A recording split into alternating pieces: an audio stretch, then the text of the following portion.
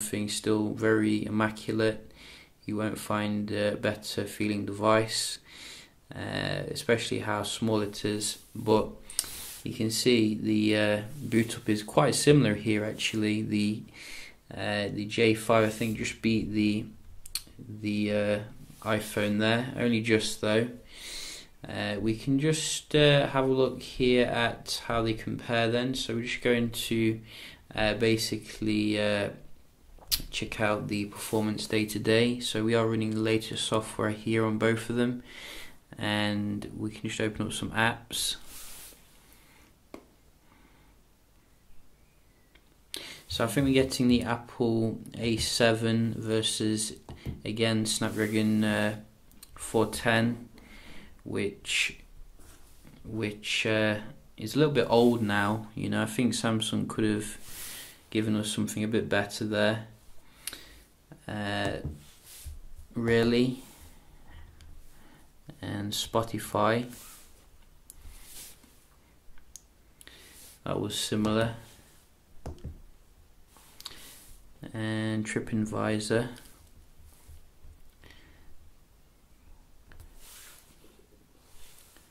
So this was quite similar again. We did get pop-up, but I think the J5 was a bit quicker with those.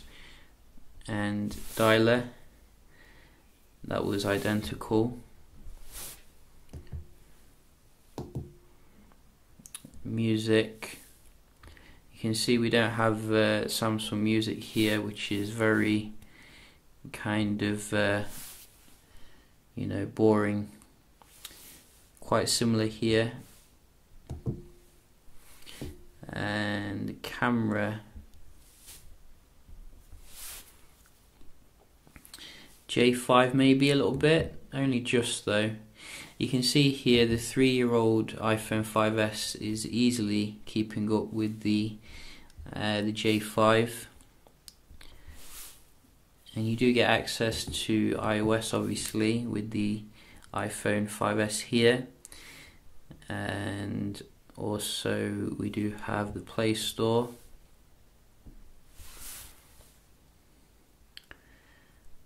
Still, you know, J5 a little bit faster there, but very impressive speed here with the latest iOS on the 5S. We can just have a look at the Geekbench as well, see how they compare here. So you can see these are the specs. We're getting Android 6.0.1 on the latest J5, and they have bumped up the RAM a little bit to 2 GB now.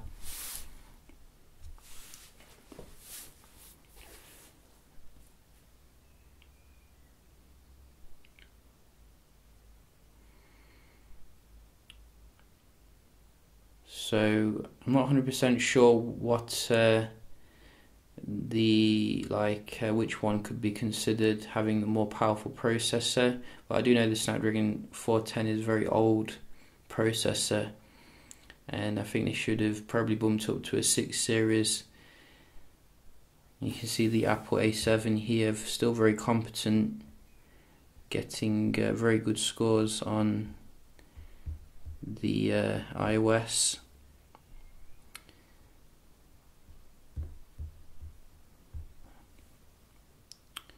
So it won't let me see the multi-core. There we go. And you can see the J5 here really taking its time to finish this. It also would have been nice to see a fingerprint scanner, I think, on the J5 and the J7 2016, given that nobody wants to remember passwords in 2016 really. You know, that seems to be a essential thing. I think Huawei offers it with its Honor series, Xiaomi. Why not Samsung? Wow, you can see massive difference here in terms of the single core and the multi-core. Nearly double on the iPhone still, even though it's 3 years old. So if you got a 5S, you know, I'd definitely keep it here if you're thinking of jumping to the J5. But nevertheless, you know, we can have a look here at the the website load speed. So we're just going to open up some apps, well, suggestions here, and see how they load up. So you can see the J5 does this quite well, and this one.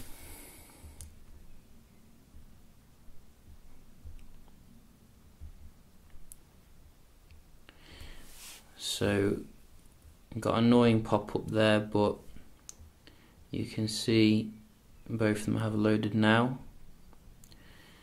and we can check out Twitter.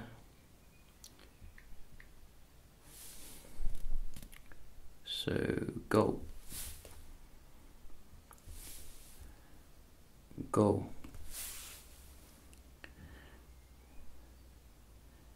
Did it even respond? I don't think it did. Let's go back. Go. So it didn't respond on this one now. This is quite hard actually, using a 4-inch display. Trust me. Have patience with me. So that was quite similar, really. GSM.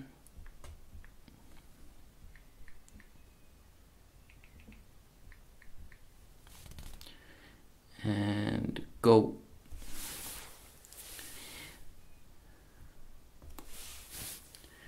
So I think the J5 was a little bit faster here, but again, you know, it's not a massive difference. I'd expect you know, much faster performance here. I do like the bigger display though. You know, the display is a lot easier to navigate. It does feel a bit cramped on the 5S, and this is a lot brighter, obviously. But you can see maybe the J5 a little bit faster when it comes to the browser, but not by a massive amount. We can just quickly have a look at the multitasking to see if the Apple phone can show up the Android phone with twice the RAM, and so far it looks like that will be the case. So you can see this is on you know, as I said, the latest Marshmallow with the J5,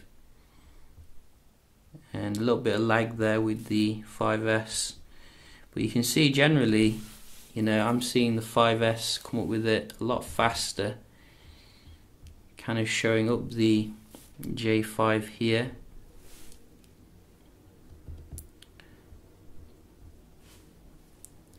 And one more. Let's try the camera. So quite similar to go back into the camera, but I did see a lot of reloading on the J5, which is not what I want to see.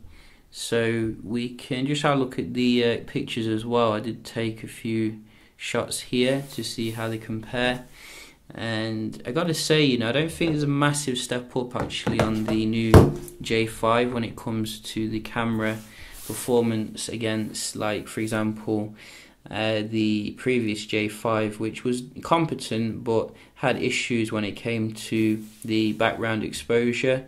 You can see with a lot of these shots on the J5, the background exposure is not handled as well as the 5S here, which seems to handle it better.